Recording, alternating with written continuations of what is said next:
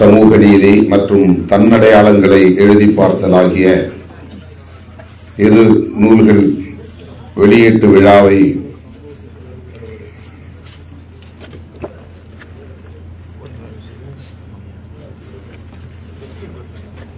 சிறப்பிக்கிற வகையில் வருகை தந்துள்ள நம் அனைவரையும் வரவேற்று உரையாற்றி இருக்கிற தம்பி கவிஞர் வெண்ணிலவன் அவர்களே, வாழ்த்துறை வழங்கி சிறப்பித்திருக்கிற முனைவர் பேராசிரியர் குமார் அவர்களே, முனைவர் செல்வராணி அவர்களே, முனைவர் அமல் அவர்களே, கவிஞர் நளினி அவர்களே, எழுத்தாளர் அஜயன் பாலா அவர்களே, முனைவர் ஜெயபாலன் அவர்களே, முனைவர் மோகன்தாஸ் அவர்களே, இதனை முன்னின்று நெறிப்படுத்திக் கொண்டிருக்கிற தம்பி அமுதன் துரையரசன் அவர்களே, எழுத்தாளர் அன்பாதவன் அவர்களே, எழுத்தாளர் கரண் கார்கி அவர்களே, ஊடகவியலாளர் கஜேந்திரன் அவர்களே, இந்த இரு நூல்களையும் பெற்றுக்கொண்டு மிக சிறந்த உரையை வழங்கி இந்நிகழ்வுக்கு சிறப்பு சேர்த்திருக்கிற மாண்புமிகு உயர்கல்வித்துறை அமைச்சர் பெருமதிப்பிற்குரிய அண்ணன் முனைவர் கோவி செழியன் அவர்களே, சிறப்புரை வழங்கி சிறப்பித்திருக்கிற முனைவர் ஆம்ஸ்ட்ராங் அவர்களே, தோழர் வீரபாண்டியன் அவர்களுக்கு பதிலாக இங்கே வருகை தந்து இந்நிகழ்வை சிறப்பித்திருக்கிற தோழர் லெனின் அவர்களே,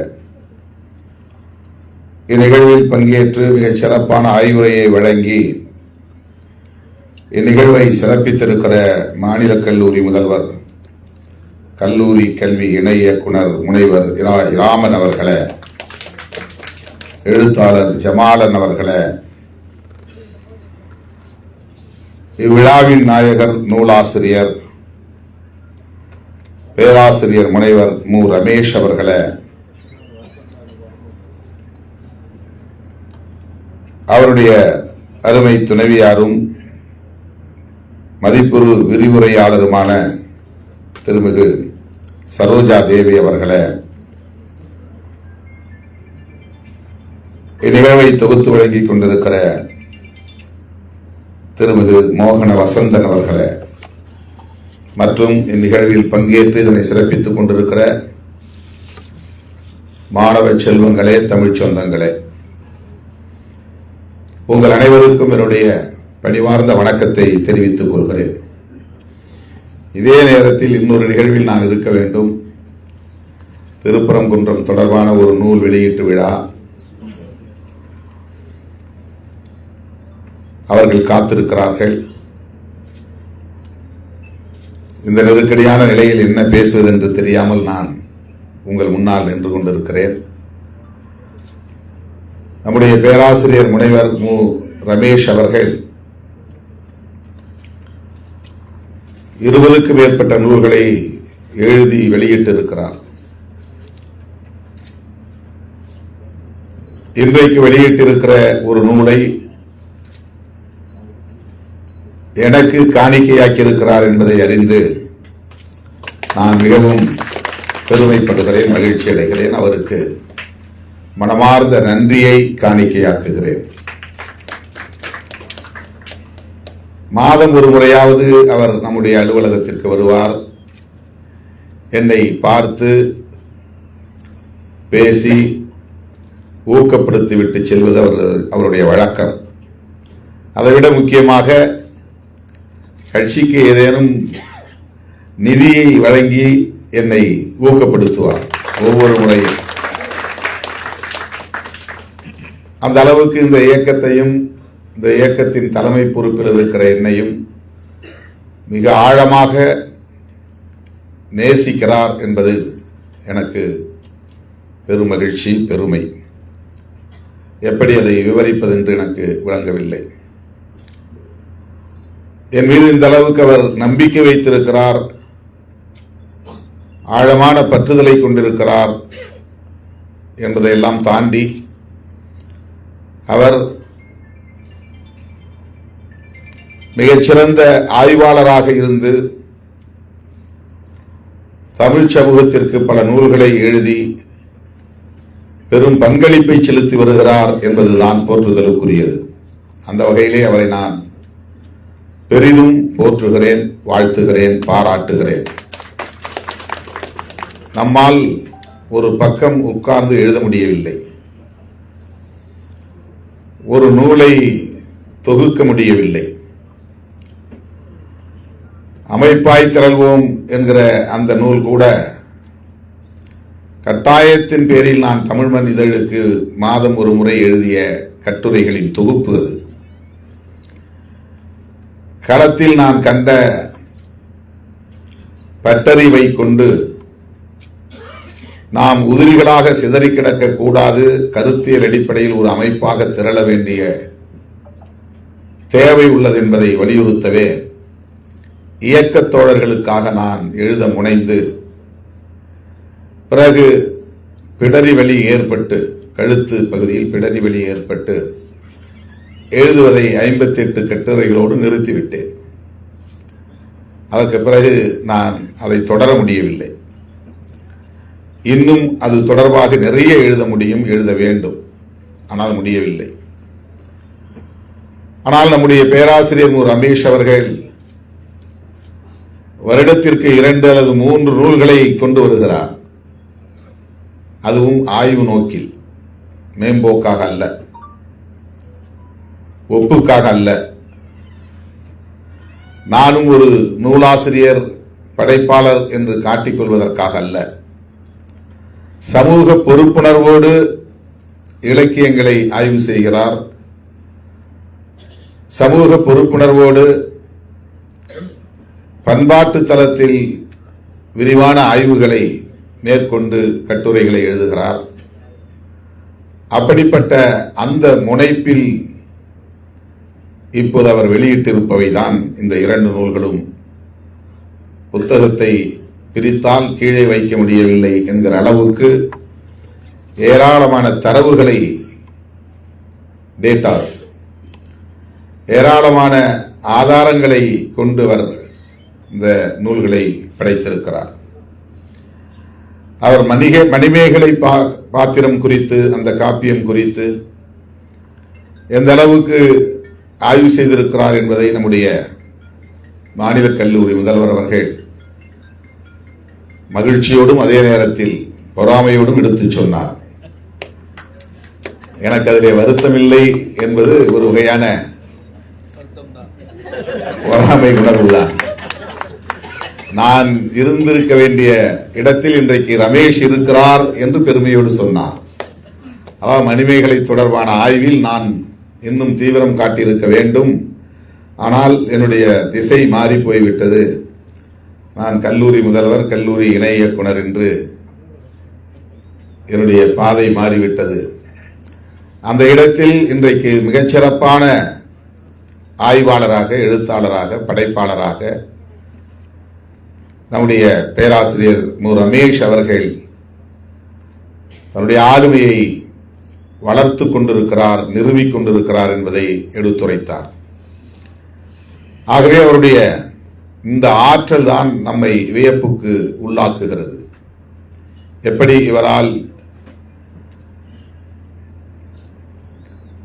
மாற்றுத்திறனாளி என்று சொல்லக்கூடாது, ஆனாலும் அந்த நிலையில் இருந்தும் கூட நேரத்தை அதற்கு ஒதுக்க முடிகிறது, அதில் கவனம் செலுத்த முடிகிறது, இத்தகைய ஆக்கங்களை உருவாக்க முடிகிறது என்பது உள்ளபடியே நமக்கு வியப்பை தருகிறது. சமூக நீதி குறித்த அவருடைய பார்வை, திராவிடம் குறித்த அவரது பார்வை, பௌத்தம் குறித்த அவரது பார்வை இந்த ஒற்றை நூலில் மிகச் சிறப்பாக பதிவு செய்திருக்கிறார். நம்முடைய முதல்வர் சொன்னதைப் போல மேடையிலே அமர்ந்து சில பக்கங்களை நான் புரட்டி பார்த்தேன். பௌத்தம், திராவிடம், இந்த இரு கருத்தியல்களும் சமூக நீதியை அடிப்படையாக கொண்டவைதான் என்பதை தரவுகளோடு அவர் நிறுவுகிறார். இந்த தலைமுறையை சார்ந்தவர்கள், குறிப்பாக அரசியல் களத்தில் நின்று பணியாற்றக்கூடியவர்கள் அவசியம் கற்க வேண்டிய ஒரு நூல் என்று நான் பரிந்துரைக்கிறேன். அவசியம் கற்க வேண்டும்.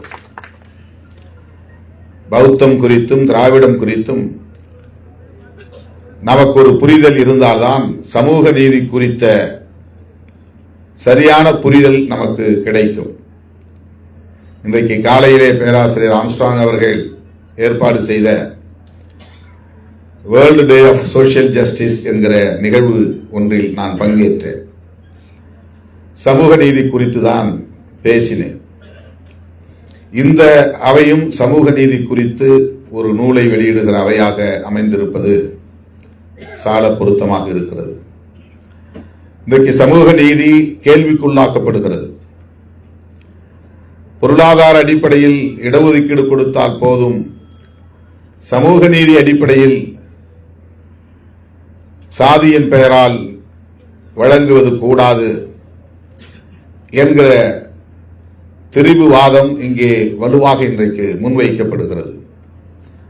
காலப்போக்கில் இந்த கருத்தியலே நீர்த்து போகுமோ, சமூக நீதி என்கிற கோட்பாடே இல்லாமல் போய்விடுமோ என்று அஞ்சத்தக்க வகையிலே வலதுசாரிகளின் கை இன்றைக்கு மேலோங்கி இருக்கிறது.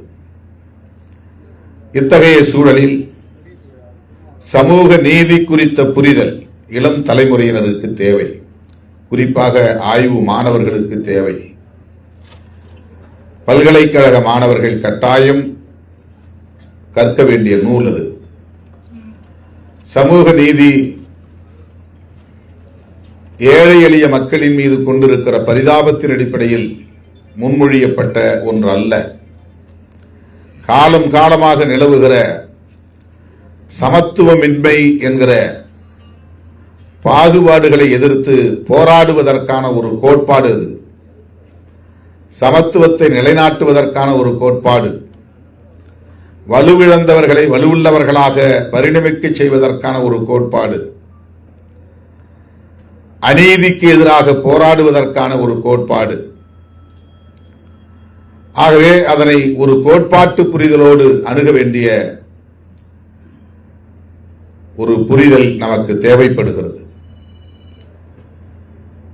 பொருளாதார அடிப்படையில் இடஒதுக்கீடு கொடுப்பதுதானே சரி, மேலோட்டமாக தர்க்க முறைப்படி பார்த்தால் அதுதான் சரி என்று நாமே சொல்ல தோன்றும். ஏழை பணக்காரன் என்று எல்லா சாதிகளிலும் இருக்கிறார்கள். சாதியை பார்க்காமல் ஏழைகளுக்கு நாம் இடஒதுக்கீடு வழங்குவதுதானே சரி என்று தோன்றும். ஆனால் சமூக நீதி கோட்பாடு என்பது வறுமை ஒழிப்புக்கான திட்டத்தை வரையறுக்கிற கோட்பாடு அல்ல. அது சமத்துவத்தை நிலைநாட்டுவதற்கான கோட்பாடு. இதுதான் மிக முக்கியமானது.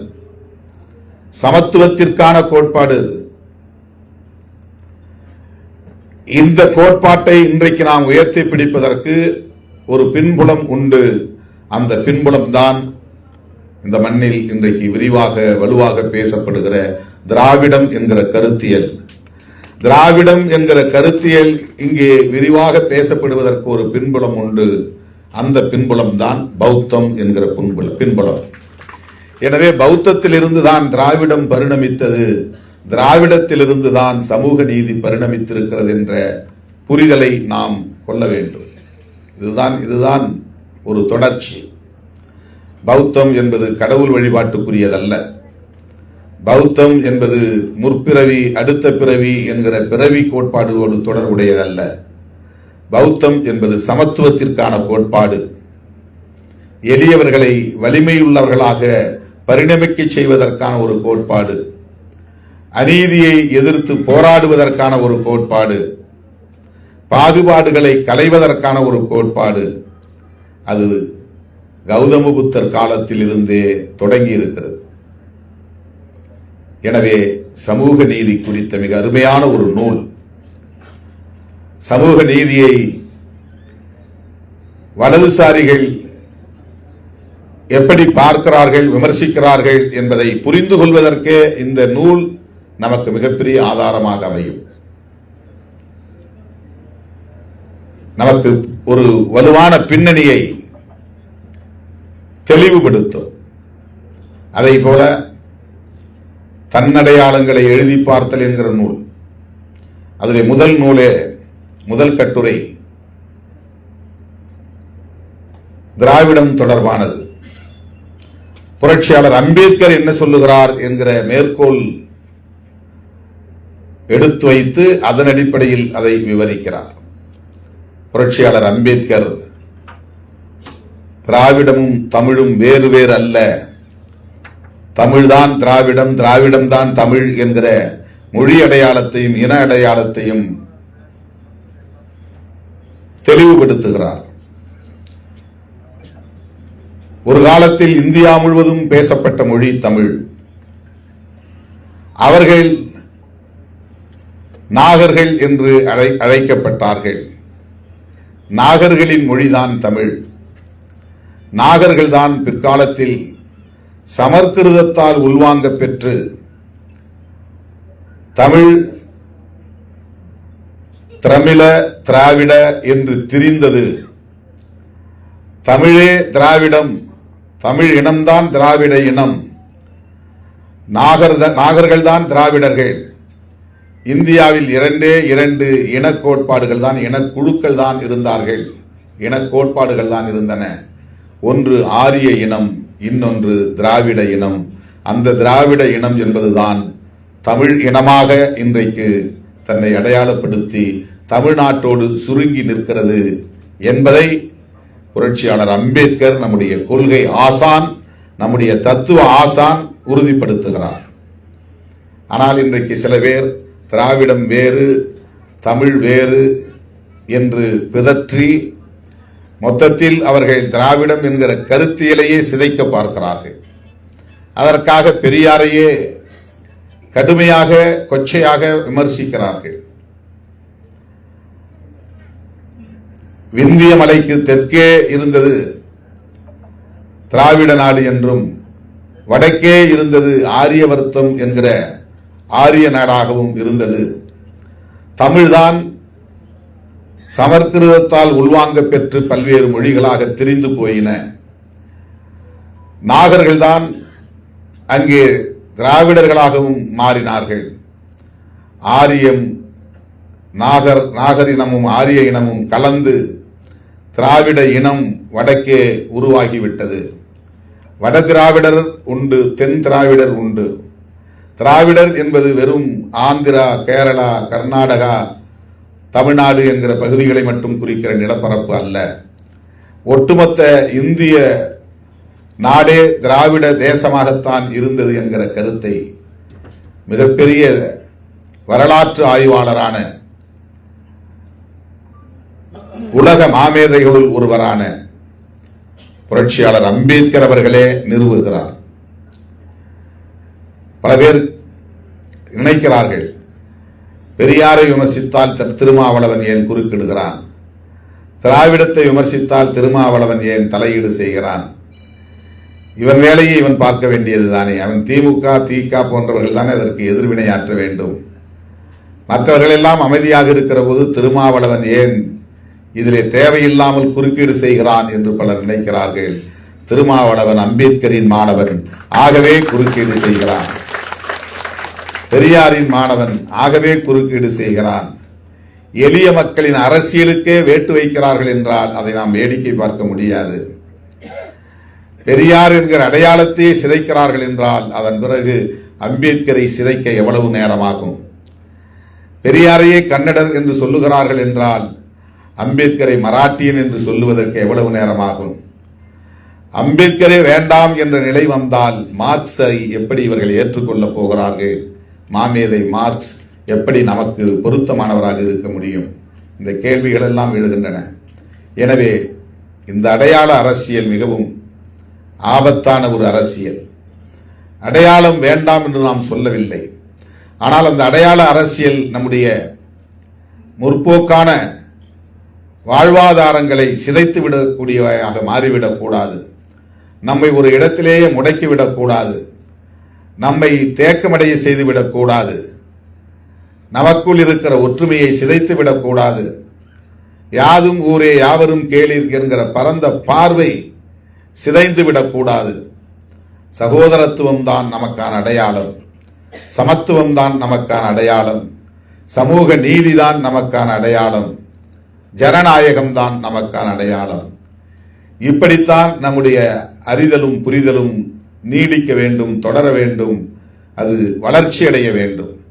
மாறாக நான் இந்த சாதி, அதை பிடித்து கொண்டே இருப்பேன், நான் இந்த மதம், பிற மதங்களை நான் வெறுப்பேன், நான் இந்த மொழி, பிற மொழி பேசக்கூடியவர்களை அந்நியனாகத்தான் நான் பார்ப்பேன் என்று பகைமையை வளர்ப்பது, பகை முரண்களை கூர்மைப்படுத்துவது, அதன் மூலம் ஒற்றுமையை சிதைப்பது என்கிற இந்த அடையாள அரசியல் தான் மிகவும் ஆபத்தானது. இதை நமக்கு தெளிவுபடுத்தக்கூடிய கட்டுரை தொகுப்பாக பேராசிரியர் மு. ரமேஷ் அவர்கள் தொகுத்திருப்பதுதான் தன் அடையாளங்களை எழுதி பார்த்தல் என்கிற இன்னொரு புத்தகம். இந்த 2 புத்தகமும் இந்த காலத்தே தேவையான, சமகாலத்திற்கு பொருத்தமான, இந்த சூழலுக்கு பொருத்தமான இருவரும் நூல்கள் என்பதை நான் இங்கே மகிழ்ச்சியோடு பெருமையோடு சொல்ல கடமைப்பட்டிருக்கிறேன். இத்தகைய இரு படைப்பாக்கங்களை தமிழ் சமூகத்திற்கு கொடையளித்திருக்கிற பேராசிரியர் மு. ரமேஷ் அவர்களுக்கு என்னுடைய நெஞ்சார்ந்த பாராட்டுகளையும் வாழ்த்துக்களையும் தெரிவித்து அவருடைய பணிகள் மென்மேலும் விரிவடைய வாழ்த்தி வாய்ப்புக்கு நன்றி கூறி முடிக்கிறேன்.